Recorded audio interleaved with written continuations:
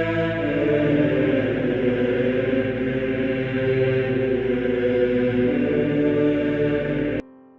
nome do Pai, do Filho e do Espírito Santo. Amém. Olá, meus queridos amigos, meus queridos irmãos. Nos encontramos mais uma vez aqui no nosso Teose, nesse domingo, segundo domingo do Advento, desse dia 5 de dezembro de 2021. O Evangelho é de Lucas, no capítulo 3, versículo de 1 a 6. E é um evangelho cheio, rico de detalhes, assim, para nós meditarmos, então, aí nesse domingo, nesse segundo domingo do Advento, nossa caminhada para o Santo Natal. Primeiramente aqui, né, vamos dizer assim, os dois primeiros versículos aqui do Evangelho é uma análise de conjuntura da situação da época do nascimento de Cristo, né? No 15º ano do Império de Tibério César, quando Pôncio Pilatos era governador da Judéia, esse Pôncio Pilatos aqui é, de fato, quando Jesus ali nasceu, né? Herodes administrava a Galileia. Então, Herodes e o seu irmão Filipe, as regiões de Idureia e Traconidite, e Lisânias e Abilene. Então, vai citando aqui as cidades do contexto, né, que Jesus nasceu. E aí, então, ele passa pelos sumos sacerdotes, né, quando Anás e Caifás eram sumos sacerdotes, para lembrar o quê? Para lembrar a paixão de Cristo. E aí, então, ele fala: foi então que a palavra, o verbo encarnado no Natal, foi dirigido a João, filho de Zacarias, no deserto. Lucas aqui quer dizer o seguinte, que a palavra vem primeiro do que a voz. No deserto do coração dos homens, no deserto que os homens estavam áridos, no deserto daquela situação, daquele momento crítico, ele percorreu toda a região do Jordão, pregando um batismo de conversão. Mas por que um perdão dos pecados, né? Como está escrito? Por que esse batismo de remissão? Porque o Espírito Santo ainda não tinha vindo. O Senhor não tinha inaugurado ainda, né? O batismo veio pela inauguração de Jesus quando ele começou o seu tempo de pregação, que durou 3 anos. Mas 30 anos o Senhor viveu ainda escondido, né?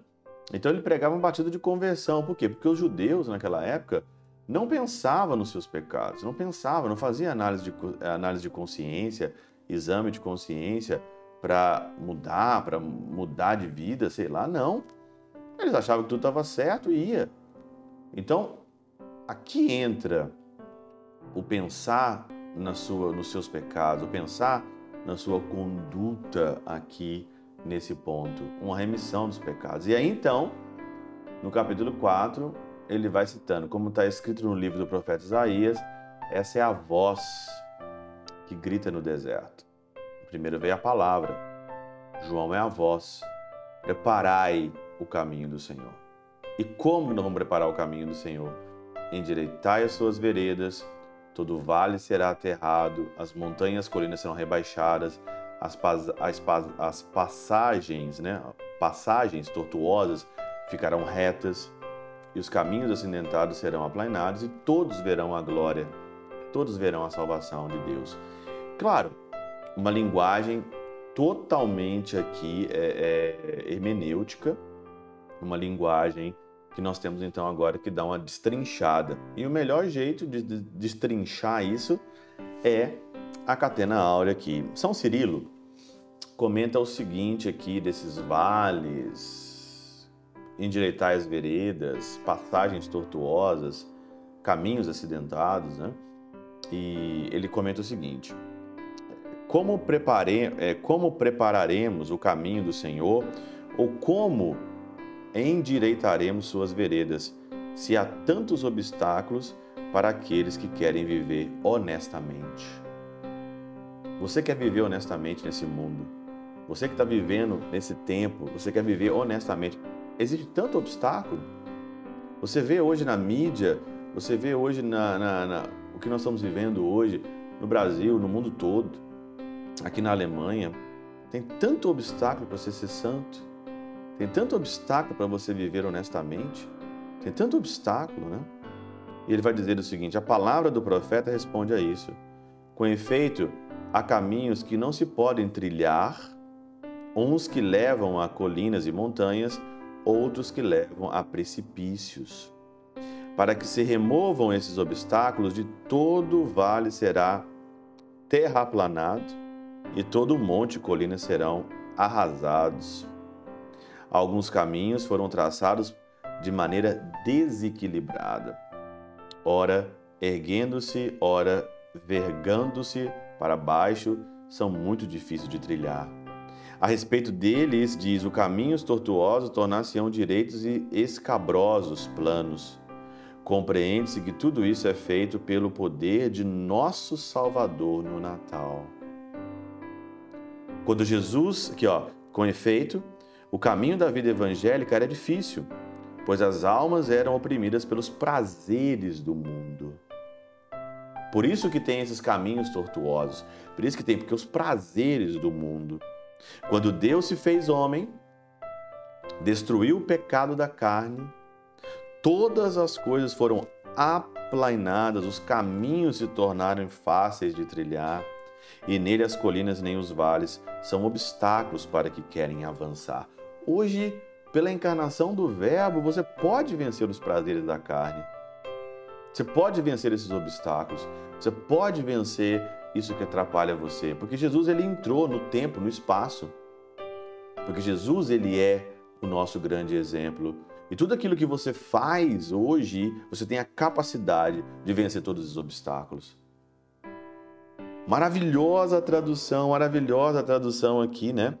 Porque nós éramos oprimidos, né? A vida evangélica não dava para você avançar, não dava para você querer mais, não dava para você querer viver diferente, de uma forma diferente, porque estava ali um obstáculo muito grande. Os prazeres do mundo sufocavam, né? Para viver a vida evangélica, que era difícil. Mas depois que o Senhor veio, o Senhor aplainou tudo isso. E hoje dá para você avançar. Pelos obstáculos aparentes que tem, dá para você avançar nessas colinas. Dá para você preparar o caminho do Senhor. Dá para você ir por essas veredas aplainadas. Dá para você ir porque os vales foram aterrados, as montanhas, as colinas foram rebaixadas. Foram. Os caminhos acidentados foram criados pontes, elevadores. Foram criados tudo. E você vê isso na vida do santo. Você vê isso na vida de uma Santa Teresinha, você vê isso na vida do São Francisco, todos verão a salvação de nosso Deus. E continua ainda a interpretação de diversas formas. Sobre o nome de montes, denuncia os orgulhosos, que Cristo humilhou. Chama colinas aos desesperados, não somente por causa da soberba da sua alma, mas por causa da esterilidade do desespero. Com efeito, a colina não produz fruto nenhum, por isso que ela foi aqui aplainada. Olha aqui São Gregório de Nícia. Ou talvez ordene que se encham os vales e que se rebaixe as colinas e as montanhas, a fim de mostrar que a retidão da virtude não é nem côncava pela falta, nem desmensurada pelo excesso. A retidão. As colinas foram aqui aplainadas, rebaixadas, né? As passagens ficaram retas, porque o Senhor quer uma retidão da virtude, uma retidão das coisas, né? E diz aqui ainda, São João Crisóstomo, todos verão a salvação de Deus, mostrando que a força e o conhecimento do Evangelho seriam difundidos até as últimas fronteiras do mundo, convertendo o gênero humano dos costumes selvagens e rebeldes para a mansidão e a suavidade. Costumes selvagens e rebeldes. Não somente os judeus, os prosélitos, mas com toda a humanidade verá a salvação de Deus. Com costumes selvagens. Como hoje nós estamos vivendo nesse tempo onde as pessoas têm esse costume selvagem. Tem muitos obstáculos na nossa vida para nós alcançarmos a salvação? Tem. Mas as colinas foram rebaixadas. Prepare o caminho do Senhor primeiro, aplainando tudo aquilo que é obstáculo para encontrar Jesus no presépio ao começar dentro de você. Não existe obstáculo para aquele que se une a Cristo na manjedoura.